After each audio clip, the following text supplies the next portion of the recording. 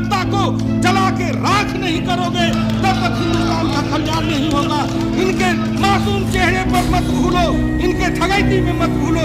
आओ हिंदुस्तान तक को आजाद करो, गांव गरीब किसान को मजदूर को आजाद करो। तो स्वागत है आपका राष्ट्रवादी SPD चैनल में। हुकुमदेव जी जब सांसद बने थे वे बहुत ही गरीबी से ऊपर के ऊपर गए थे। 2,90,643 करोड़ होता है।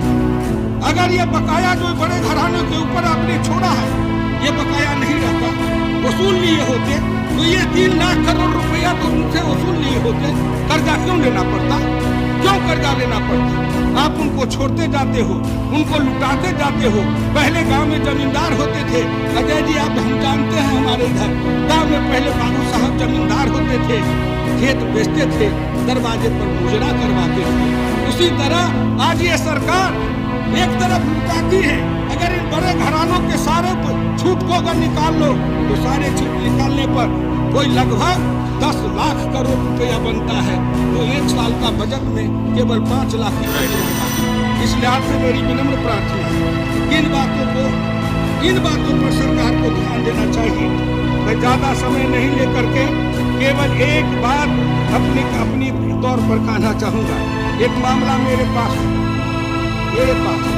का नहीं है। हमारे नेता सुषमा स्वराज जी को क्षेत्रीय ग्रामीण बैंक के एम्प्लॉइज एसोसिएशन वाले ने दिया। गांव में किसान के मजदूर के खेत में दूर दराज देहात में काम करते हैं, उनके एम्प्लॉइज ने शर्तें रखी थी कि उनको भी राष्ट्रीय बैंकों के कर्मचारियों के बराबर उनको सबको सुविधा दी जाए। बाबू प्रणब मुखर्जी जब यहाँ वित्त मंत्री थे, उन्होंने उनको बुलाया, बैठाया, समझौता किया और उस कागज पर उनके भी विभाग का हस्ताक्षर है, मुहर है। लेकिन आज के वित्त मंत्री कहते हैं कि हम उसको नहीं मानेंगे। क्यों? क्या प्रणब बाबू का किया हुआ सौदा समझौता या कोई इकरार न किया हुआ आप नहीं मानेंगे? आपको मानना पड़ेगा।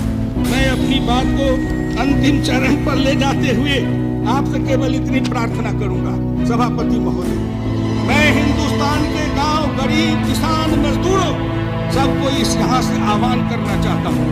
आज लाखों करोड़ों की संख्या में वो संसद की कार्यवाही को देख रहे होंगे। ऐ गांव के गरीब किसान मजदूरों, दलितों, तुम अपने दोस्त को पहचानो और दुश्मन को पहचानो। जब तक दोस्त को और दुश्मन के पहचानने के लिए तुम्हारी दृष्टि नहीं बनेगी तब तक तुम इसमें रहोगे। बैंक के एक भी उस समाज का लोग नहीं, जितने अंडरटेकिंग्स है उसके बोर्ड में एक भी नहीं। कहीं इन पिछड़े दलितों को किसी भी ऊंची कुर्सी पर स्थान नहीं, सेक्रेटरी नहीं, अंडर सेक्रेटरी नहीं, ज्वाइंट सेक्रेटरी नहीं। राज चलाओ तुम, खून बहाए हम, राज चलाओ तुम, तेल लाए हम और नाच नाचो तुम। ये कब तक देश में चलता रहेगा? इसलिए आपसे मेरी विनम्र प्रार्थना है, इस अन्याय को, इस अत्याचार को बंद करो। और मैं दो पंक्ति सुना के अपनी बात को समाप्त करूंगा। सुना देता हूँ। बस इतना अवसर दे दीजिए साहब, हमारी पार्टी के दूसरे वक्ता में से 2 मिनट बड़ा समय है।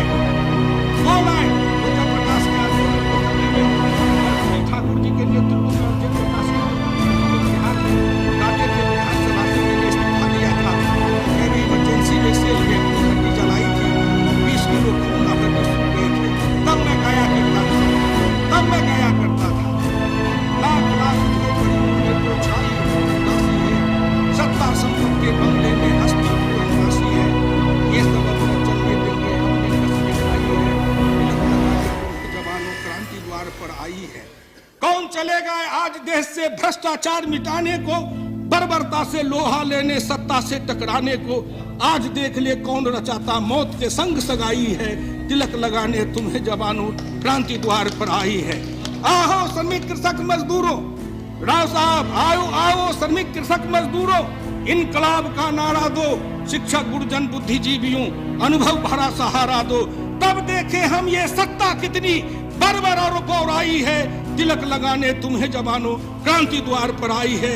इसलिए आओ सब मिलकर छलांग लगाओ, इस जालिम जुल्मी शोषक गांव विरोधी किसान विरोधी सत्ता को जला के राख नहीं करोगे तब तक हिंदुस्तान का कल्याण नहीं होगा।